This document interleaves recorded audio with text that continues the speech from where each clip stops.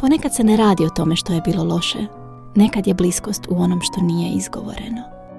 Ostane ti miris, pjesma, pogled, ona jedna fotografija koja govori više nego cijeli razgovor. Sjećam se dana kad sam te volio više nego sebe.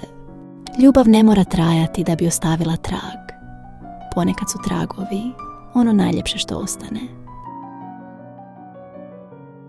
Sjećam se dana kad sam te volio više nego sebe. Nisi znala, a možda jesi. I samo si šutjela. Vrijeme briše tragove, ali neke riječi ostanu. U nekim danima, u nekim pjesmama, u nama.